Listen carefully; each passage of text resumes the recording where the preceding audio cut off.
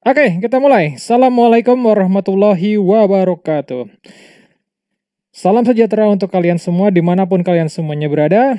Sebelumnya kita sudah membahas tentang plasmid, tentang enzim restriksi. Sekarang kita akan mencoba untuk bisa memakai si plasmid dan juga memakai si enzim restriksinya untuk cloning gen ke bakteri.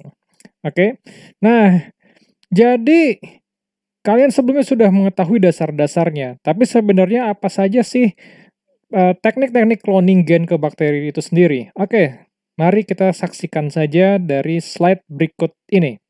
Nah, teknik cloning gen ke bakteri, di sini setidaknya saya akan coba membahas ada 5 teknik cloning gen ke bakteri, walaupun sebenarnya pada realnya itu ada lebih dari ini. Yang pertama, itu ada enzim restriksi. Yang kedua, itu ada TA cloning. Yang ketiga, itu ada Gibson assembly. Keempat, itu ada leak cloning. Dan kelima, itu ada annealed oligo. Oke, nah sebelum kita masuk ke penjelasan berikutnya, sebenarnya apakah ada metode-metode lainnya? Kalian coba cari tahu sendiri. Kalau misalkan kalian sudah tahu, kalian coba silakan bisa berikan komentar di bagian komentar dari video ini. Yang pertama adalah tentang teknik cloning enzim restriksi. Kalau misalkan kita mendengar dari enzim restriksi ini, maka dalam cloningnya itu pasti akan menggunakan enzim tersebut. Oke, sebelumnya kita sudah mengetahui tentang enzim restriksi. Ada 2 macam enzim restriksi, ya. Ada yang berupa sticky end, ada yang berupa blunt end. Oke, nah either ways, apapun yang nantinya akan coba kalian gunakan itu sama saja, mau sticky atau blunt end, yang jelas enzim tersebut akan digunakan baik itu dari hasil PCR maupun dari enzim yang nantinya kita akan pakai. Keduanya akan dipotong dengan menggunakan enzim restriksi yang sama, yaitu di sini ada EcoR1 dan juga NOT1. Begitu juga di bagian plasmid itu akan dipotong di bagian EcoR1 dan juga di bagian NOT1. Oke? Sehingga ketika pada saat penempelan dengan menggunakan ligase, dia akan ketemu overhangs yang sama, EcoR1 ketemu EcoR1, NOT1 ketemu NOT1. Sehingga dia akan bisa menghasilkan suatu plasmid yang baru, yang di dalamnya sudah terdapat gen yang kita inginkan. Ya. Nah, kita akan coba melihat ke bagian sequence-nya sedikit saja, akan sedikit pusing gitu ya. Nah, pada saat pertama kali ketika mau mencoba mengkloningkan dengan menggunakan enzim restriksi ini, gen yang kita inginkan, di sini kebetulan diberikan warna kuning ini, akan kita perbanyak dulu dengan menggunakan reaksi PCR. Dalam reaksi PCR itu ada yang namanya primer.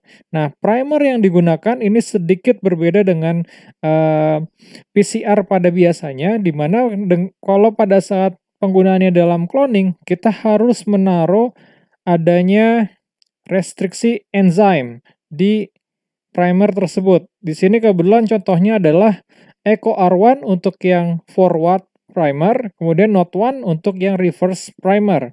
Dan kalau misalkan kita lihat, di sini sequence-nya sangat-sangat berbeda, sedangkan setelahnya itu bisa dibilang sama, ya, atau bisa dibilang ini merupakan gen yang menjadi target. Begitu juga untuk yang reverse, di sini NOT1 berbeda untuk bagian backbone-nya, namun untuk yang selain backbone-nya itu sama seperti protein yang sequence DNA yang akan menjadi target. Setelah hasil PCR, maka gen tersebut akan memiliki sequence dari pengenal dari restriksi enzim masing-masing, yaitu ada EcoR1 dan juga ada NOT1. Oleh karena itu, dia bisa kita jadikan target dalam pemotongan menggunakan enzim restriksi. Oke, begitu pula dengan plasmidnya. Di sini kebetulan plasmidnya juga ada EcoR1 dan juga NOT1. Masing-masing dari hasil PCR dan juga plasmid dipotong di bagian EcoR1 dan NOT1, dan setelah itu dipurifikasi, dan hasil purifikasinya akan menghasilkan suatu gen berupa sticky end dengan overhangs yang nantinya ketika pada saat diligasikan dengan menggunakan ligase akan menempel dan membentuk suatu plasmid yang baru. Oke, mudah bukan untuk melakukan cloning dengan menggunakan enzim restriksi. Selanjutnya adalah dengan melakukan cloning dengan TA cloning. Apa sih bedanya dengan enzim restriksi? Kalau pada penggunaan TA cloning ini, dia tidak menggunakan enzim restriksi sama sekali. Oke, dia sama-sama menggunakan PCR, namun dari hasil PCR-nya itu akan menghasilkan suatu overhangs berupa adenin saja di bagian 3'M-nya.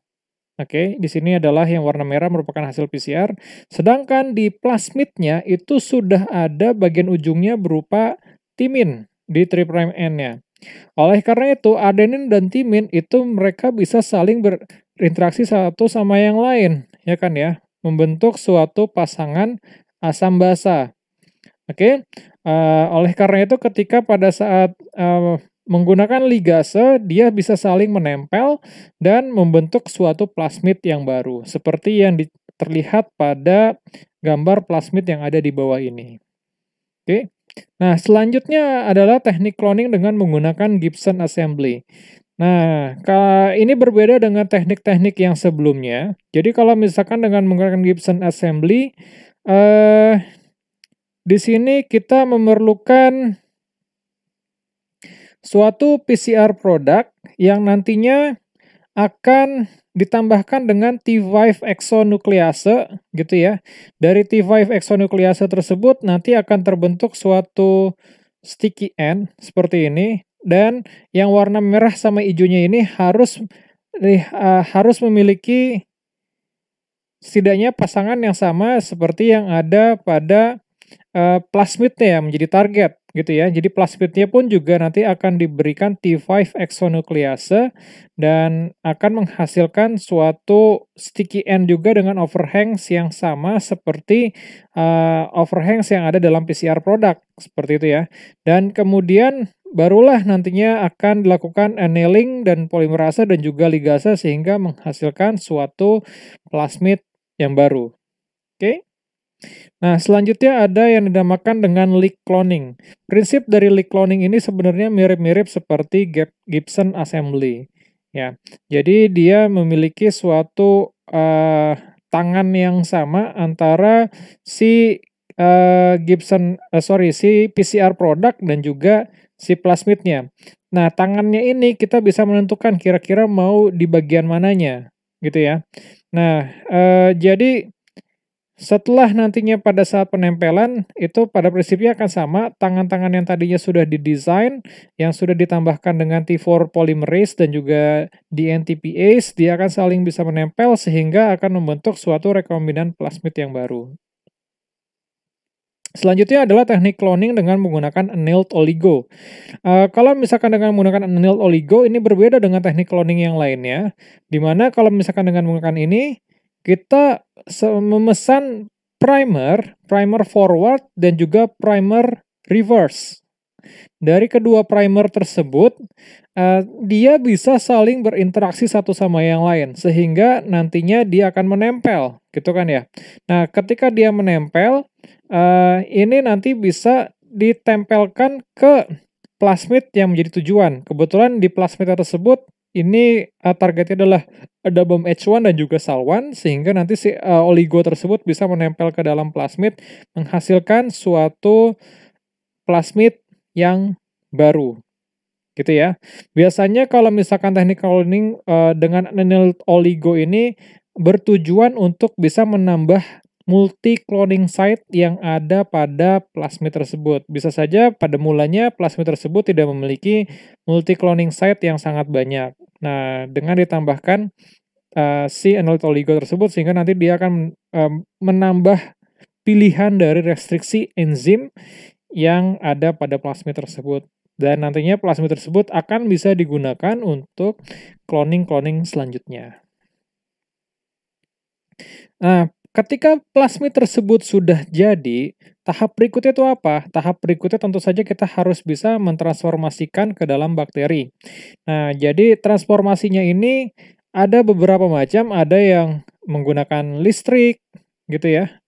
Jadi dia diberi kejutan listrik, ada yang dengan menggunakan head shock. Jadi kalau dengan menggunakan head shock, dia akan diberikan pemanasan pada suhu 42 derajat Celcius hanya sebentar saja, mungkin kira-kira hanya 40 detik gitu ya. Pada listrik juga sama, diberikan kejutan listrik sehingga nanti si bakteri tersebut akan membuat semacam pori-pori pada membran selnya. Nah, pori-pori inilah yang nantinya akan membuat plasmid-plasmid yang ada di luar masuk ke dalam bakteri. Oke, sehingga nanti bakteri tersebut akan mengandung plasmid yang kita inginkan. Gitu. Nah, kalau misalkan dia sudah masuk ke dalam bakteri, nah si bakteri tersebut nantinya akan bisa mengekspresikan protein yang ada di dalam si plasmid tadi. Nah, oleh karena itu, ini yang nantinya akan dikulturkan, baik itu dengan menggunakan agar, kemudian lanjut ke kultur cair. Nah, setelah banyak, barulah di sini nantinya akan bisa digunakan untuk aplikasi-aplikasi yang lainnya. Misalkan untuk basic research, atau misalkan untuk remediasi, atau misalkan untuk kesehatan, untuk energi, ataupun yang lainnya. Nah, bagaimana untuk bisa mengkonfirmasi koloni yang positif dari hasil transformasi bakteri? Ini yang nantinya akan coba kita bahas di video selanjutnya. Terima kasih banyak semuanya atas perhatiannya. Sampai jumpa di video berikutnya. Assalamualaikum warahmatullahi wabarakatuh.